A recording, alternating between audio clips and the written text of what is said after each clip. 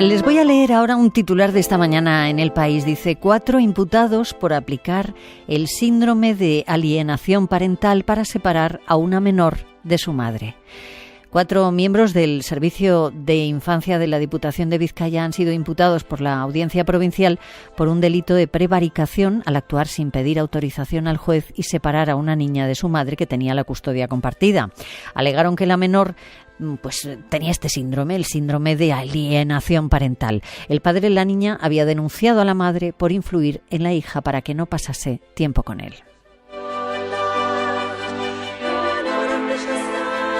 Es un tema que despierta siempre mucha controversia y precisamente a esta hora se celebra en el Instituto de la Mujer una jornada sobre este síndrome, el síndrome de alienación parental, un acto organizado por la Asociación de Mujeres Juezas de España, en la que participan forenses, profesionales de la psicología, de la sociología, de la judicatura, para ofrecer un análisis multidisciplinar de este asunto. La Unidad Móvil está siguiendo estas jornadas y en la Unidad Móvil está, como siempre, Loreto Souto. Buenos días, Loreto. ¿Qué tal, Pepa? Muy buenos días. El término síndrome de alienación parental empezó a aparecer en las sentencias, en algunas sentencias de este país en el año 2004. A partir de este momento empezó a ser recurrente aludir a ese supuesto síndrome de alienación parental en sentencias en las que se dirime la custodia de los hijos. Pero el hecho es que ninguna institución científica o médica reconoce la existencia de tal síndrome. Instituciones como la Asociación Americana de Psicología o la Organización Mundial de la Salud no lo reconocen.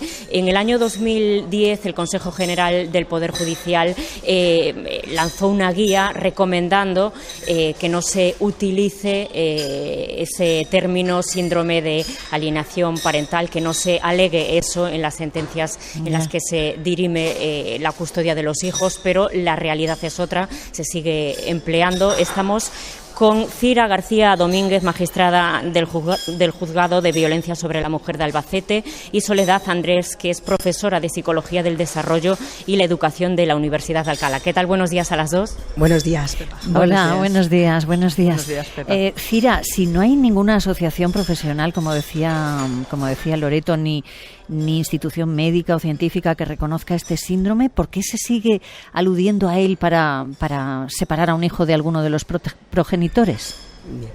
Bueno, en primer lugar yo quiero decir que lo que subyace en esta alegación del síndrome son, en definitiva, estereotipos de género.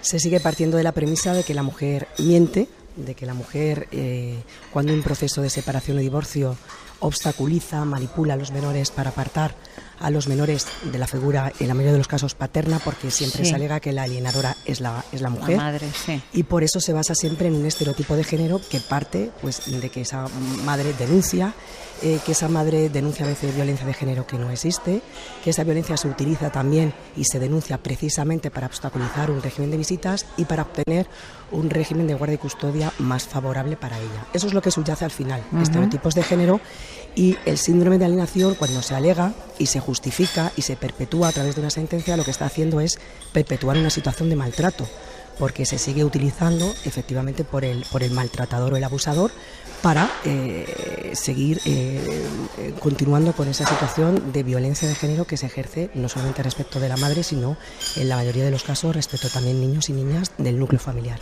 Ya, porque Soledad, ¿qué efectos, qué consecuencias tiene ese síndrome parental de alienación parental en la custodia de los menores? Bueno, llamarle síndrome ya es darle una categoría que no tiene. Es decir, hemos empezado comentando que efectivamente no existe como tal síndrome en ninguno de los grandes manuales por los que se rige la psicología y la psiquiatría a nivel mundial. Por tanto, yo me negaría a llamarle síndrome si no fuera porque es la forma en la que se identifica. Sí. Esto en primer lugar. En segundo lugar, lo que nos tenemos que preguntar es si efectivamente no existe para la psicología ni para la psiquiatría, ni tampoco es recomendado, al contrario, se recomienda su no uso en absoluto por parte del Consejo General del Poder Judicial.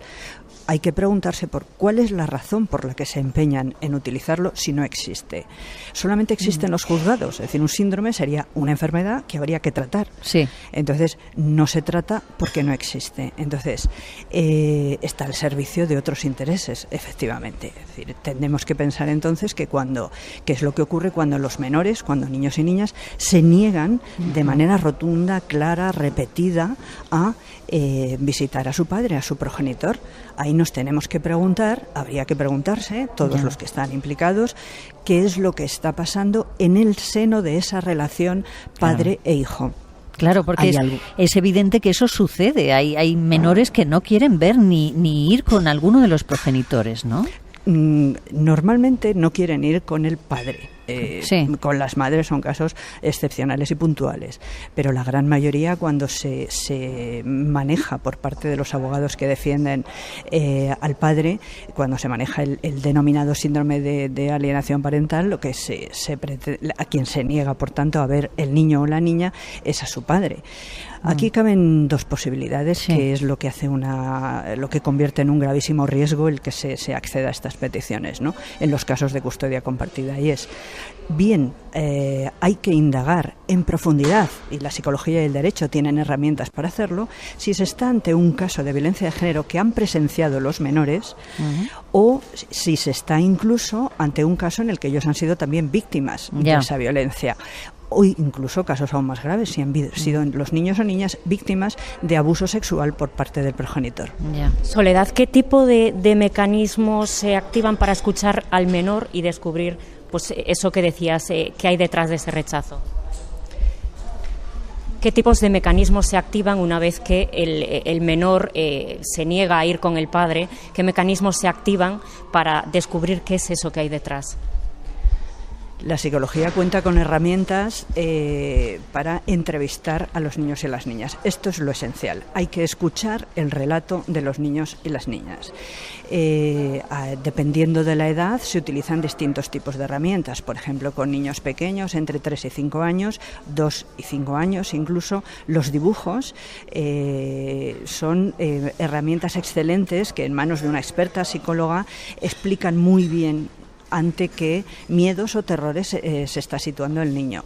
Y las entrevistas en profundidad, entrevistas rigurosamente hechas por psicólogas bien formadas, ya en chicos o chicas, niños o niñas más mayores, adolescentes o prepúberes incluso, son instrumentos valiosísimos para poder comprender qué es lo que está sucediendo en el seno de esa relación que hace que los niños o las niñas se nieguen a ir con su padre.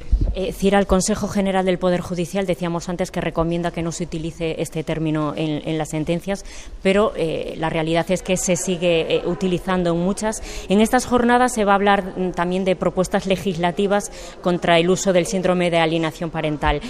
¿Qué se debería hacer desde las instituciones? Bueno, lo primero y más importante, y lo ha dicho muy bien Soledad, es escuchar y oír a los menores, que es un derecho que les reconoce no solamente nuestro derecho interno, sino también el derecho internacional.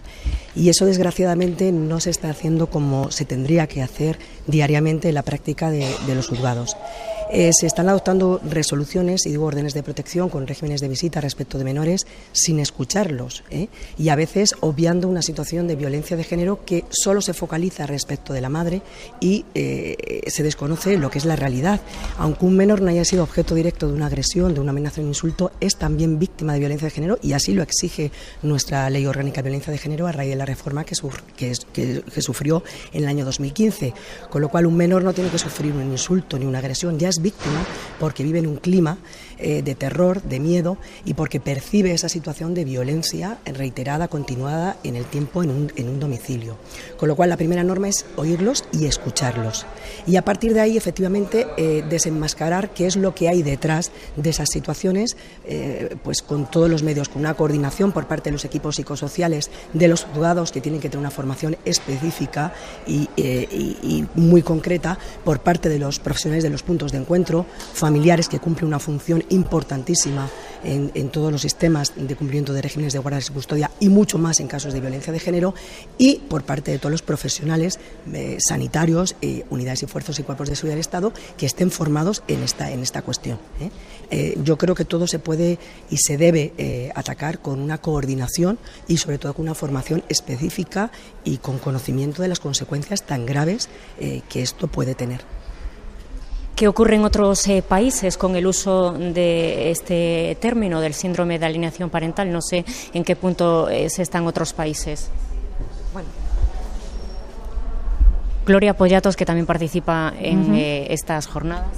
Bueno, no todos los países han regulado o legislado la situación del SAP, pero por ejemplo Francia se posiciona en contra y hay otros lugares, como por ejemplo determinadas zonas de México, que tienen incluido en su Código Civil la denominación del síndrome de alienación parental, pero no hay una unidad, digamos, internacional en la regulación o no regulación o prohibición, en su caso, de esta figura. Gloria Pollatos, Pepa, que pertenece a la Asociación de Mujeres Juezas de España. Gloria, encantada de tenerla en el programa también. En estas sentencias que aluden a este síndrome, ¿cuánto tiempo pasan las madres sin poder ver a sus hijos para que supuestamente desaparezca esa alienación parental? Bueno, en principio,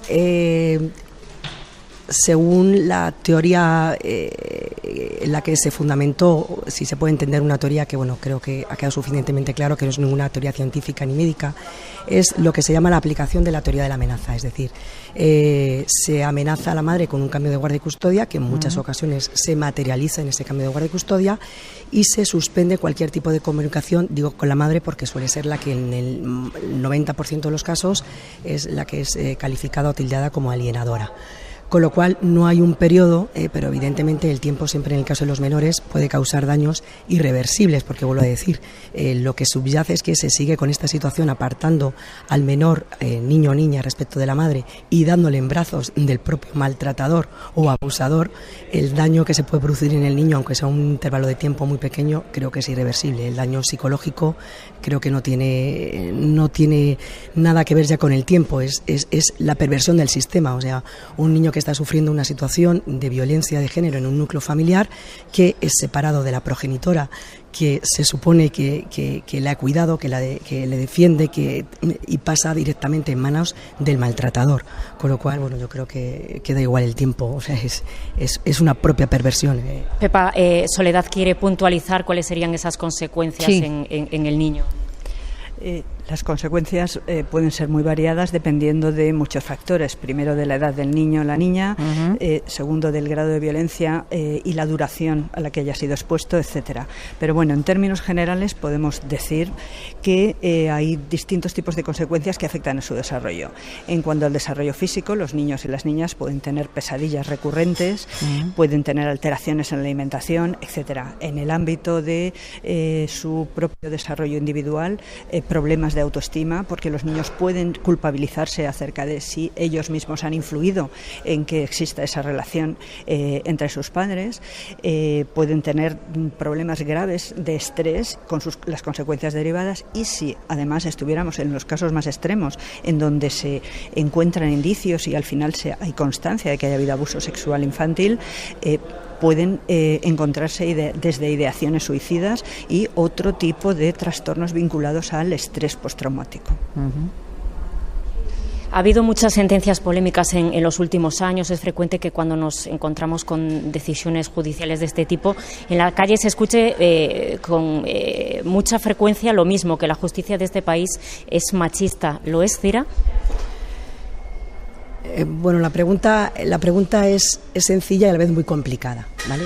Yo creo que estamos cada vez los profesionales del mundo del derecho concienciados de la necesidad y la importancia que tiene aplicar el principio de igualdad que reconoce nuestra Constitución y aplicar una ley que garantice esa igualdad entre hombres y mujeres.